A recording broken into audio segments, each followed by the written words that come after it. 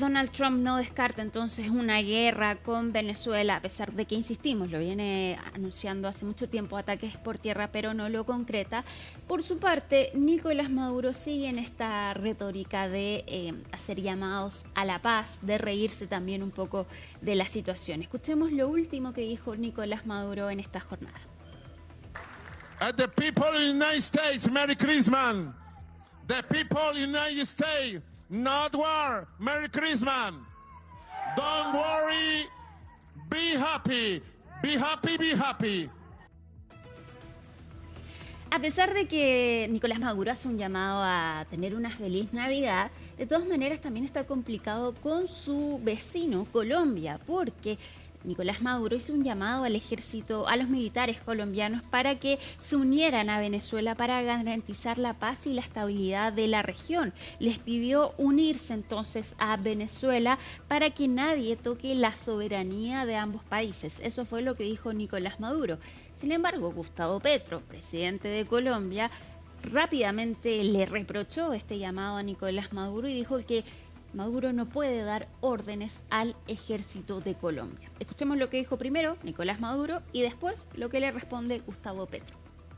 Que le hizo un llamado al pueblo de Colombia, a los militares de Colombia, a la patria de Colombia, a unirse al pueblo de Venezuela y a los militares de Venezuela a defender la soberanía como un solo ejército, como un solo pueblo. Y hoy ratifico el llamado a la unión para la defensa del derecho a la paz, a la soberanía de dos patrias, hijas de la espada de Bolívar. ¡Claro que sí! Y de ahí nadie me saca. Nadie me va a sacar de ahí. No, él no tiene que dar órdenes a los militares. La única manera de que estas dos naciones se junten, ya estaban juntas antes, la única manera para que las naciones vuelvan a estar juntas, Panamá, Ecuador, Colombia, Venezuela, es con el poder constituyente y la soberanía popular. Mientras eso no pase, nadie puede dar órdenes al otro ejército. Yo no puedo ordenarle al ejército de Venezuela nada. Vamos a seguir entonces pendiente de lo que ocurre entre Venezuela y Estados Unidos.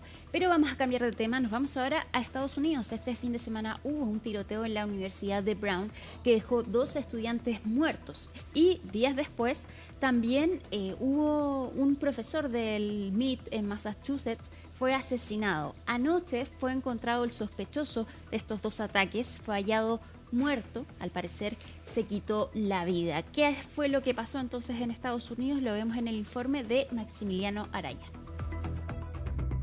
Después de 6 días de búsqueda, las autoridades finalmente dieron con el paradero del sospechoso del tiroteo masivo en la Universidad de Brown, que dejó 2 estudiantes muertos y 9 heridos. Se trata de Claudio Valente, un exalumno de 48 años de la Universidad de Brown y ciudadano portugués, quien fue encontrado muerto la noche de este jueves tras quitarse la vida.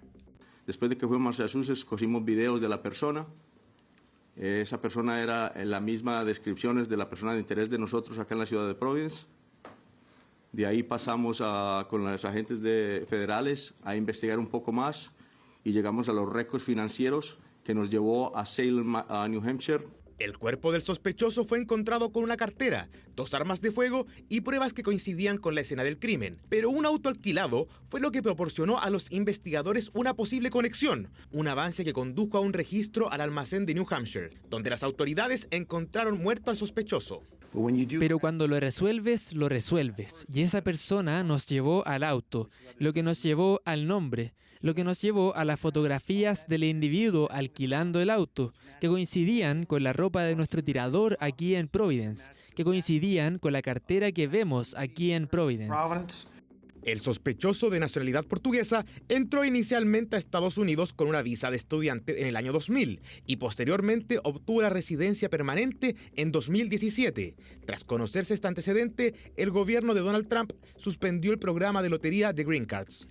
Este atroz individuo nunca debió haber sido admitido en nuestro país. Por orden del presidente Trump, estoy ordenando inmediatamente al Servicio de Ciudadanía e Inmigración que pause el programa DB1 para garantizar que ningún otro estadounidense se vea perjudicado por este desastroso programa.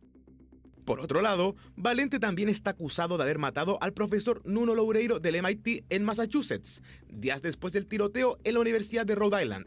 Loureiro también era ciudadano portugués y los registros escolares muestran que el sospechoso asistió al Instituto Superior Técnico en Lisboa, en Portugal, en la década de 1990, al mismo tiempo que la víctima. El 15 de diciembre asesinó al profesor del MIT, Nuno Loureiro, en su domicilio en Brookline, Massachusetts. Inmediatamente después del asesinato del profesor Loureiro, Neves Valente se dirigió a un almacén en Salem, New Hampshire, donde había arrendado una unidad de almacenamiento en noviembre de este año.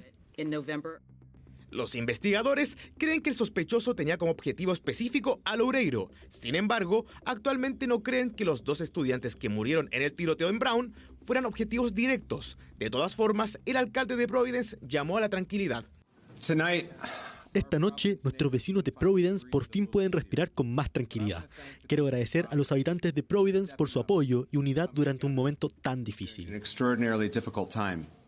La policía afirmó que se desconocen las razones que tenía Valente y que aún trabajan para determinar el motivo tanto del tiroteo en la Universidad de Brown como el del asesinato del profesor Loureiro.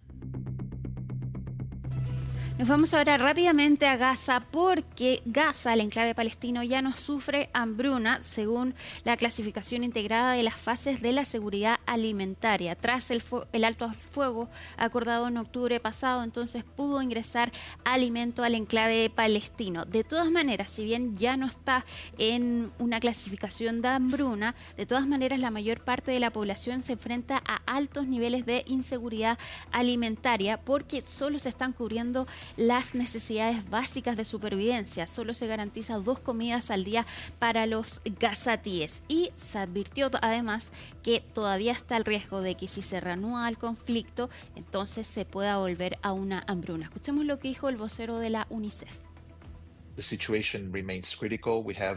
La situación sigue siendo crítica. Se estima que 1,6 millones de personas viven en circunstancias extremas, con inseguridad alimentaria aguda, incluyendo al menos 100.000 niños que se prevé que sufrirán desnutrición aguda en los próximos 12 meses. La hambruna podría reaparecer si la situación no mejora. Si bien tenemos buenas noticias, debemos ser muy cautelosos de cara al futuro. Buenas noticias, pero hay que ser cautelosos. Nos vamos ahora a Bolivia, donde se registraron protestas por el fin al subsidio a los combustibles que funcionó por 20 años. Esto provocó el aumento inmediato entonces del precio de la gasolina y el diésel, con incrementos de hasta un 162%. Y es por eso que choferes salieron a protestar y también juntas vecinales. No hay que olvidar que Bolivia enfrenta una crisis económica con escasez de dólares y combustible. Y el gobierno entonces de Rodrigo Paz anuncia este fin a este subsidio que según ellos implica un ahorro de 3.500 millones de dólares al año. Si bien hay protestas en Bolivia, de todas maneras el ministro de Economía dice que no se van a retractar de esta medida. Escuchemos lo que dijeron los bolivianos y también el ministro de Economía. No estamos de acuerdo y esta es una primera medida para que él analice, porque ha hecho una traición al pueblo boliviano. No solamente es al transporte, a todo ciudadano que vive de día a día. El pasaje no tiene que subir, ni diésel, gasolina no tiene que subir. La gente cómo va a ver caminar. Algunos no tienen trabajo, pasaje va a saber con qué plata va a caminar. ¡Maldito gobierno! ¡Que denuncie si nos abrogue esta ley! No podemos volver a una situación en la que se beneficia a unos cuantos por mantener hipotéticamente un subsidio que te mantiene el precio del transporte bajo, pero que al final lo único que era corrupción. No vamos a retroceder de ninguna manera que se va a modificar o abrogar el decreto 5503. No, señor, el decreto está, es una medida que se ha trabajado por mucho tiempo, es una medida que responde estructuralmente a la situación crítica que nos han dejado. Mati, seguimos ahora con la Navidad por el Mundo. Nos quedan pocos días de Navidad por el Mundo y nos vamos ahora a Belén, la ciudad donde nació Jesús. Volvieron a prender las luces de Navidad después de 2 años. Las dejaron de prender por la guerra en Gaza y de hecho hicieron un acto en la plaza del Ayuntamiento de Belén junto a la Basílica de Navidad, donde hicieron un minuto de silencio por los ya más de 70.000 muertos que ha dejado esta guerra en Gaza. Ahí entonces se volvieron a prender las luces de Navidad. Belén es una zona que antes de la guerra vivía del turismo, entonces también se ha visto afectada económicamente después del inicio de la guerra en Gaza, y esperan que con este acto, con el encendido de las luces de Navidad, puedan también entonces empezar a recomponerse económicamente. Nos fuimos entonces a la zona donde nació Jesús. Donde llegó la estrella de Belén. Bien, y con una imagen bien iluminada, porque recordemos otros años en que ha estado desierto y que nadie ha podido hacer esta celebración. Muchísimas gracias, Alicia. Nosotros nos vamos a una pausa con imágenes de la capital del Biobío, 18 grados ahí a esta hora en Concepción. No se vaya, ya regresamos con los panoramas, la cultura y el espectáculo junto a Sandro Olavarría.